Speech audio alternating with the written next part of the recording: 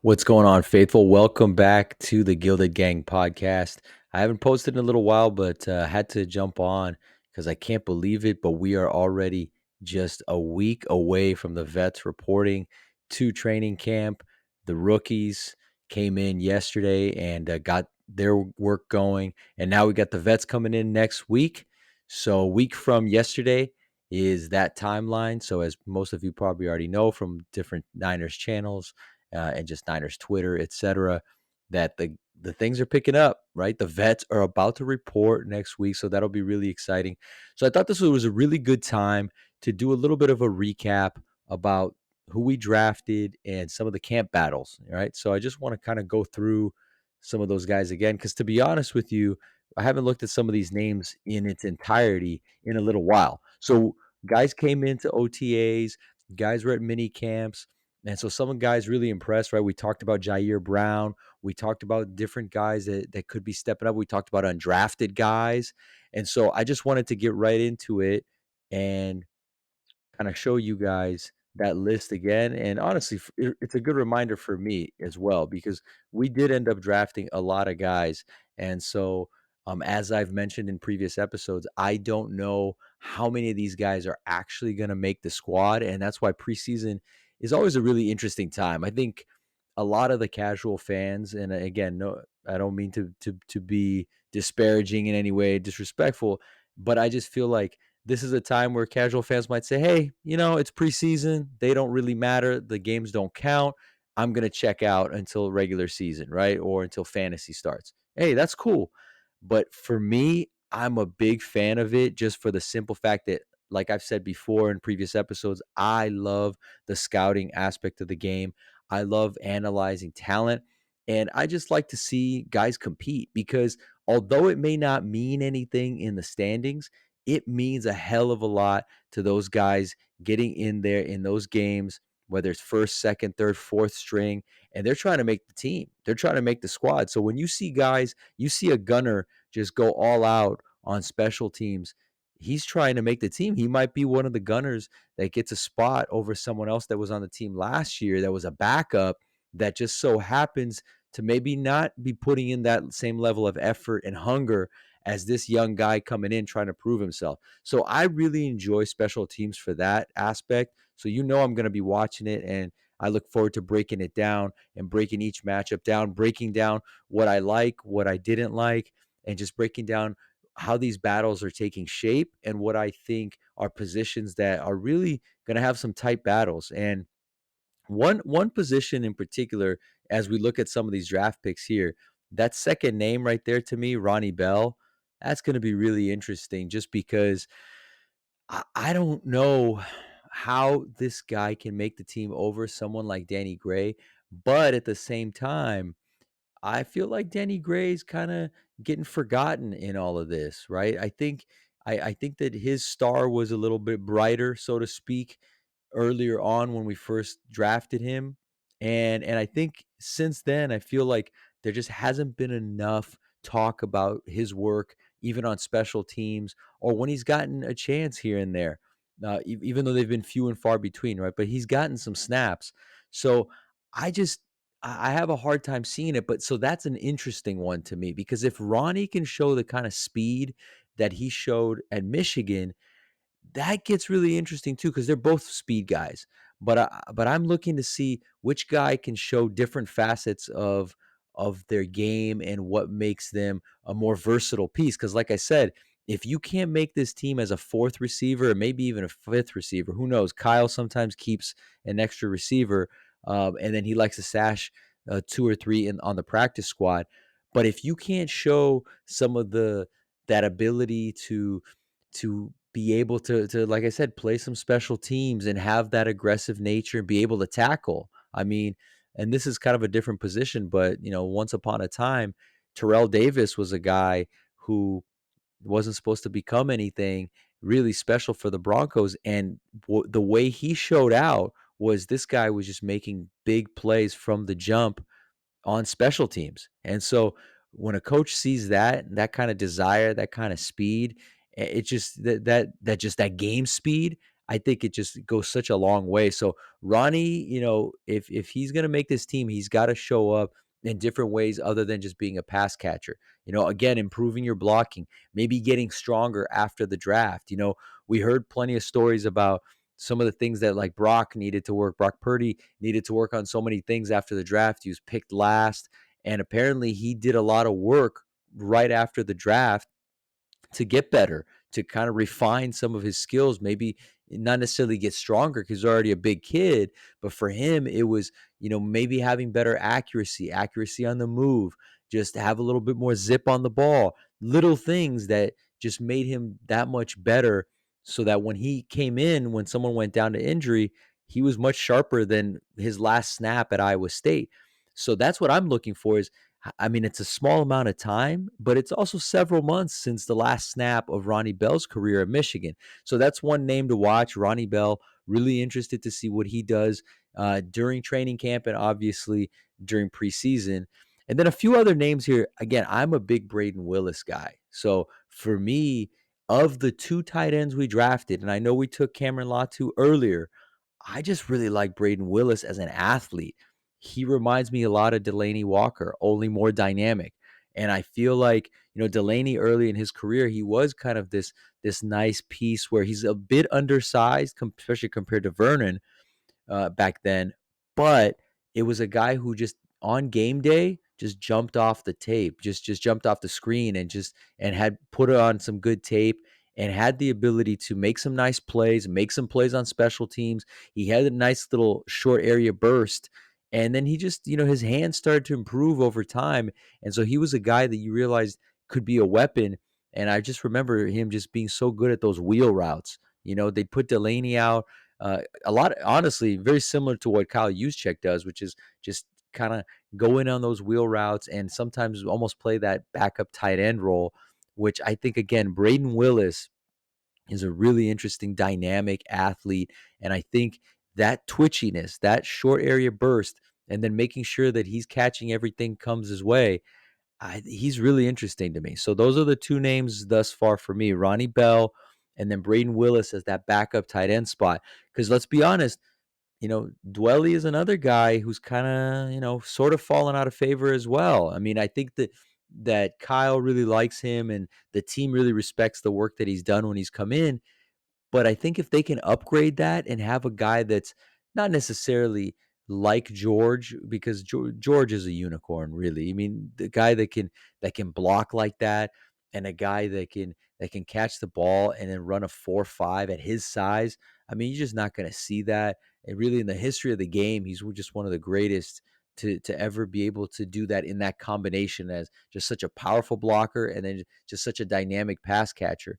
Uh, but I mean, we've been looking for another guy just in case because George sometimes gets hurt. As we know, he does get hurt. And it's just a position where you need to have more depth. And that depth needs to be able to come in and not really miss a beat. And so, last year we thought Croft at times did well, and then in the very end, missing that block and just it was just crucial, those kinds of mistakes. And I actually went back and I watched that Seattle wild card game, and guess what? Croft missed a block badly, whiffed on a very similar type of play action play, except Brock got the ball out on time. I think it was probably incomplete. I don't remember if he even completed the pass, but he got it out on time before the defender could come. But again, he repeated the same mistake, and then, boom, Brock goes down, and we all know the rest. So for me, it's can Braden also, again, make sure that he's utilizing other skills other than just pass catching?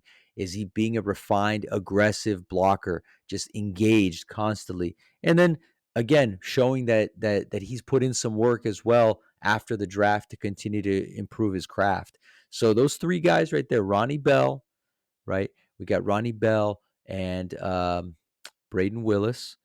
All right. And then was there a third guy yet? No, I don't think I mentioned the third guy yet, but Ronnie Bell and Braden Willis. Oh, one other guy that I'm personally really, I mean, Jair Brown, obviously, as we've discussed in the past. I think Jair by far is the guy that, I mean, he's just waiting on, and again, I hope this doesn't happen, but you're basically waiting on a Tayshaun Gibson uh, hammy pull or just, whatever for that guy to step in and just be a great, great safety for years to come. So again, he'll get his chance. And I think he's already solidified that he's a very skilled player. So for me, I didn't even want to talk too much about Jair because for sure he's the backup free safety at this point. And I think I talked in the past about him maybe getting some time in one of the maybe in a nickel package, maybe a dime package, and so it'll be interesting to see what he does in preseason.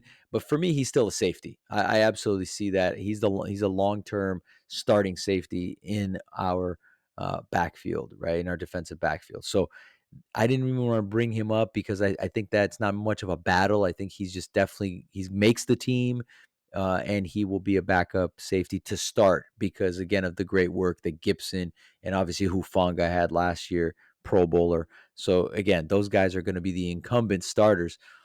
But so Ronnie Bell, Braden Willis, those guys in particular are guys that I really want to see what they do and see how the battle is going. But I think that those guys have a great shot to make the team.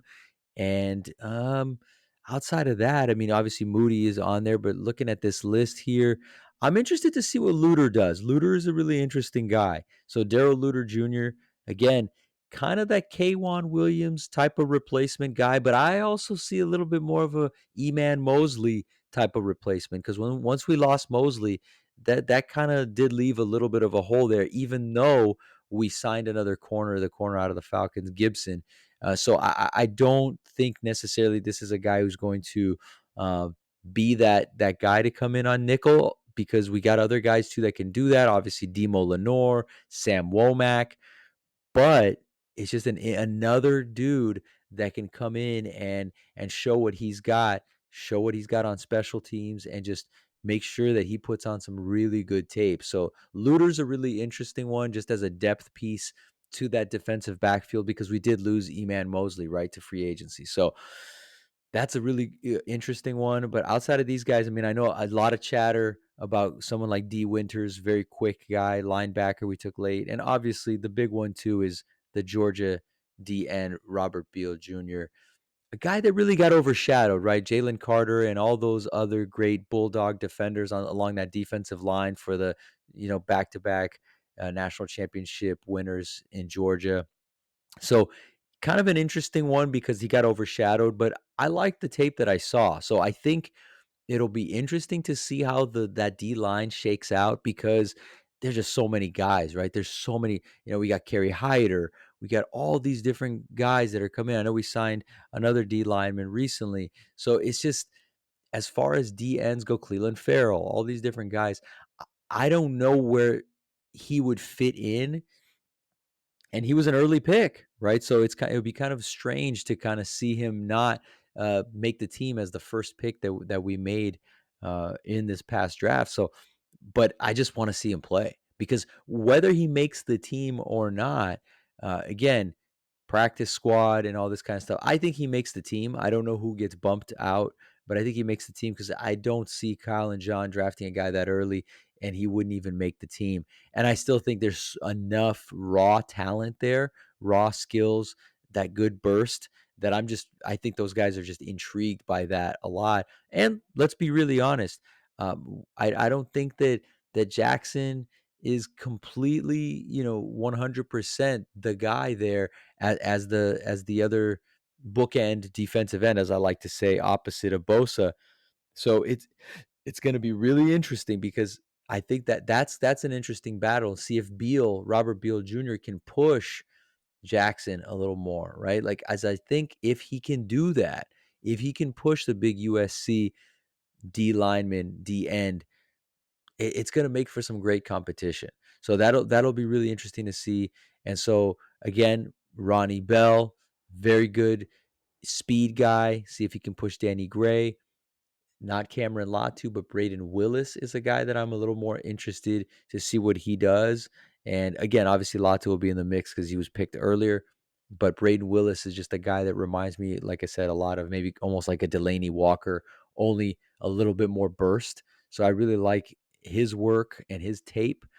Uh, and then Daryl Luter. just again in those nickel packages, kind of replacing that Kwan Williams role, Eman Mosley, except like I said, more on the inside, similar size to Eman, and then Robert Beal Jr. and see if he can push Jackson, big number 95, and see if because I think to start on the depth chart, I definitely think that without question, number 95 is ahead of Beal Jr. But this is those are some of the battles where unless guys need to come in shape, they need to come in ready to go and they need to show something. And so there's going to be there is some competition despite this roster being so ready to go. And as everyone keeps talking about, it's been hyped up a lot during the offseason. Sometimes not as much nationally, other times a lot, even nationally. So just depending on the outlets, you just see this roster getting hyped up in different ways. But in preseason, we get to kind of see along the margins who are these depth pieces that are going to be real interesting. And then for me personally, I am always interested to see if undrafted guys make the squad. I mean, like I said, I mentioned Emmanuel Mosley, undrafted guy, right? Someone like Kendrick Bourne was an undrafted guy. And so guys like Jeff Wilson Jr. was an undrafted guy. And so obviously the team was different. And I think that the roster now is as loaded as we've ever had it, no question about it. But these guys can still push. They can still push these backups and the backups to the backups. So someone like here's a guy I really like, and just go with me here for a second because I know after CMC that running back room, you have JP Mason, you have Elijah Mitchell. Hopefully he stays healthier than he has been in the past. You have TDP. Okay, so you have all these different guys. However, keep an eye on this guy, Kalen Laybourne. He's a running back, more of a stocky guy, but he's got some great burst, A gap, B gap guy. I just really enjoyed watching him, and I think if he shows that he's got a good enough burst to be I wouldn't say a scat back, but the guy that you can come in and rotate in. Maybe it's JP Mason, maybe it's Elijah Mitchell, and you kind of rotate these TDP, you rotate these guys, and you find out that this guy is is doing something that provides something that you don't have or you'd like to have, some more quickness there. And it's just he's an interesting guy. So keep an eye on him. Keep an eye on Kalen Laybourne, running back out of Marshall. And then out of these guys too, here one guy that's obviously was kind of a sensation there for a second because I feel like he got a call because he was just putting out some great stuff on social media. Isaiah Winstead, the big wide receiver. I'm really curious with that one because I think Kyle has always wanted to find his, Julio Jones light, and even if it's a very poor man's Julio Jones, right? He wants to find that big 6'4", 6'5" wide receiver, the Plaxico Burris, right? You just throw it up in the end zone, the guy goes and makes that play like a jump ball type of catch. So he's an interesting guy. I think there's a lot of raw skill there, physically speaking. Yeah, I think he's really talented. He is a big-bodied guy, but I wonder about that. I wonder about how much the competition that he faced was really something that was enough for us to see how fast this guy is. I think he's supposed to run in the kind of low to mid 4.5s, more mids than lows, 4.5s. And again, I wonder about that because of Jawan Jennings. I wonder if that's someone who just long term is going to get too expensive, and they're looking to see, okay, maybe this guy, this undrafted kid, can come in and replace the same or similar type of production that we saw from Jawan. So he's an interesting one, and I'm gonna give you two more names of these undrafted cats that I really like. Jack Coletto, fullback. I've talked about him. I think I did an episode just talking about undrafted guys, and he was, I think, on my thumbnail really because this guy, really interesting guy, just in terms of a skill set. Like I always talk about versatility is really important, especially on our roster where it's already stacked. So it's about what can you do, what different skills can you do, and he does remind me kind of a Taysom Hill. He really does. Can't throw like Taysom, right? Because Taysom was a quarterback, But this idea of like a fullback tight end hybrid, very quick guy, but still big and bulky enough to get you that 1 yard or half yard and short yardage. So he's an interesting guy to just Juice takes him under his wing. I wonder about, about how much longer they're gonna stick with Juice as well. I mean, Juice is a great player, but all these guys as they get into their into their excuse me, their low 30s, and then eventually as they get older, now we have to kind of accept that some of these other guys are going to need to step in and step up. It's not that time yet, but someone like Jack Coletto could find his way, if not on the team, that's for sure a practice squad guy you're going to want to stash, just as an insurance policy for Juice in case he gets hurt. And again, going forward, this is maybe a 1-2 year type of thing where it's a developmental piece to replace Juice down the line. So Jack Coletto, fullback out of Oregon State, and then the big dude, Joey Fisher. And I am blanking right now on his school, but I believe it was a D2. But this dude is massive, massive tackle, right tackle, Joey Fisher. And he's just somebody who just was a mauler. You turn on the tape, it looked like, he definitely was playing way above his actual division, his actual level. So interested to see how those skills translate and interested to see when he gets his time there. And usually some of these guys are getting their time in the third, fourth quarter. It's the fourth stringers, but you're still seeing guys competing hard and trying to put out that good tape and show their coaches that these are the kind of skills that you can expect if I'd make the team as a backup and you need me, right? Because at the end of the day, the coaches are looking to see, if the stuff that you've been doing in camp, how is that translating to the game when it's live bullets? And so to me, he's a really interesting guy. So couple names there to keep an eye on.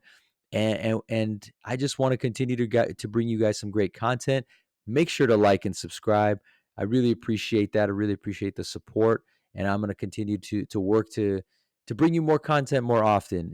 It's a busy time, especially when you've got 5-month olds at home. But you know, I want to make sure that I continue this channel. It's a lot of fun for me to do it. And again, hopefully make sure you, like I said, you can like and subscribe, leave some comments down in the comments section and let me know which guys you want to see. Who do you think are guys that you're going to be paying attention to, you think that will make the team? And just, let me know what you think. Really appreciate it, Faithful. And with that, take care. Talk to you all real soon.